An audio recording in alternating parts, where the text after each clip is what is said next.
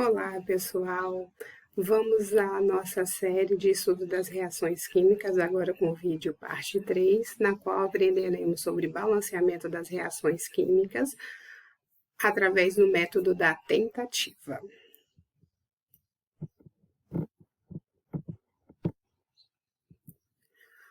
O que é, então, uma equação química? Uma equação química é uma forma gráfica de representar que está acontecendo uma transformação química entre duas ou mais substâncias. Então, o que eu tenho antes da setinha significa reagentes, e o que eu tenho depois da setinha significa produto que está sendo formado no meio reacional. Então, eu tenho uma reação química. Sódio reage com água, formando hidróxido de sódio mais hidrogênio.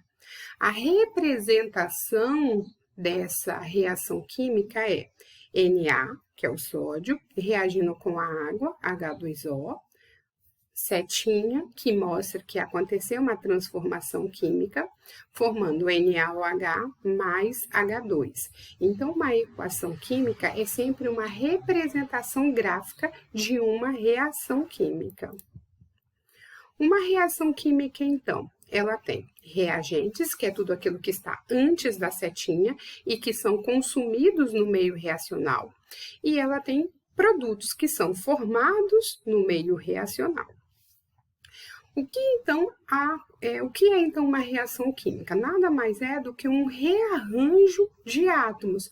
Ora, eles estão ligados com um grupo de átomos, no produto eles vão estar ligados com outro grupo de átomos, tá? Então, em níveis microscópicos, acontece esse rearranjo de átomos.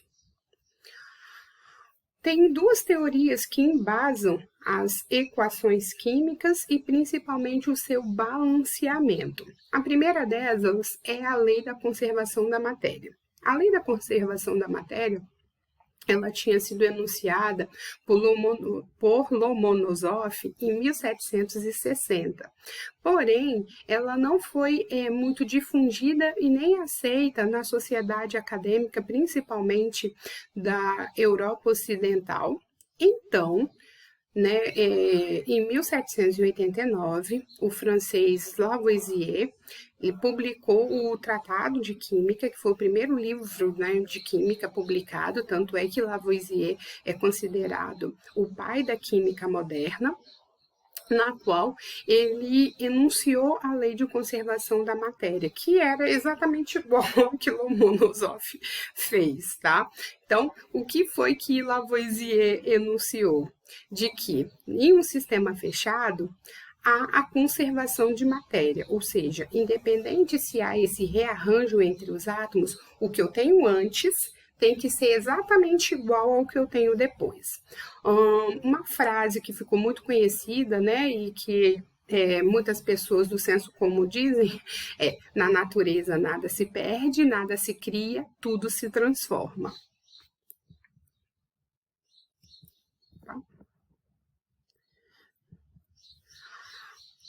Baseado nisso, então surgem o que nós chamamos de coeficientes estequiométricos. Esses coeficientes, eles vão ser números que vão ser colocados na frente das substâncias, ora nos reagentes, ora nos produtos, para que haja a conservação de matéria, a conservação de massa entre eles. Ou seja, tudo que eu tenho antes tem que ser exatamente igual a tudo que eu tenho depois. Quando eu coloco esses coeficientes, eu digo então que a minha reação química está balanceada. Olha, aquela mesma reação do exemplo anterior. Sódio, Na, mais H2O, formando NaOH mais H2. Se eu observar essa equação química, ela não está balanceada. Agora, quando eu fizer o balanceamento dessa reação química e colocar esses numerais na frente das substâncias, 2 de Na, 2 de água, 2 de NaOH, mais 1, quando não aparece nada é 1, de H2, eu tenho minha reação, então, minha equação química balanceada, e o que eu estou colocando ali na frente, nós chamamos de coeficientes estequiométricos. Um outro exemplo é a reação de formação da água, H2 mais O2 formando água. Se eu olho ali, eu percebo que não está balanceada, porque a quantidade de hidrogênio é até a mesma nos reagentes e nos produtos. Eu tenho 2 átomos de hidrogênio nos reagentes e 2 átomos de hidrogênio nos produtos. Porém, a quantidade de oxigênio não é a mesma. Então, aquela reação não está balanceada. Para eu poder balancear, a gente vai usar o que nós chamamos de método da tentativa. E é tentativa mesmo, gente. Eu vou olhando e vou tentando colocar números, sempre começando dos menores números inteiros, para que eu consiga balancear. No caso dessa reação de síntese da água, os coeficientes foram 2 para o hidrogênio e 2 para a água.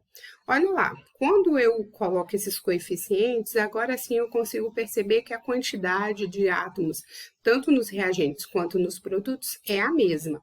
De hidrogênio, então, eu tenho 4 hidrogênios, então quando eu coloco esse coeficiente 2 na frente, ele vai multiplicar a parte de baixo, esse índice da molécula. Então, eu tenho 4 e 2 oxigênios nos reagentes. Lá nos produtos, que é a parte que está em azulzinha, aquele 2 que eu coloquei em azul, é o coeficiente estequiométrico, então ele vai multiplicar tanto o 2 da água, do H2O, né, que vão dar 4 átomos de hidrogênio, quanto o oxigênio também, por isso que deram 2. Então, se eu perceber a quantidade de hidrogênios e oxigênios é a mesma, então eu falo que essa reação está de acordo com a lei de conservação das massas, ou conservação da matéria, ou lei de Lavoisier. Para deixar claro, coeficiente é tudo aquilo que eu coloco na frente. Então, é um numeral que vai ficar na frente da minha molécula. A minha molécula, ou a minha substância, ou o meu composto, ela já está pronta. O que aparece, então, na minha substância são índices, e a gente precisa ter noção disso, porque esses índices, eles já estão prontos, que é da formação das substâncias, que a gente viu anteriormente, né? Formação de ácidos, de bases, de sais, de óxido e por aí vai. Os coeficientes, que são esses números que eu coloco na frente, eles é que nós iremos colocar pelo método da tentativa. Então, alguns significados são importantes para que a gente deixe claro para vocês.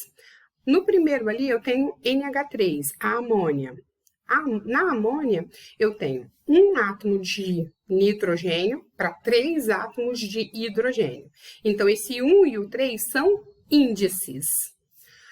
Já quando eu colocar 2 de amônia, 2 moléculas de amônia, esse 2 que está lá na frente é o coeficiente. E esse 2 é como se ele fizesse um chuveirinho, né, lá da matemática.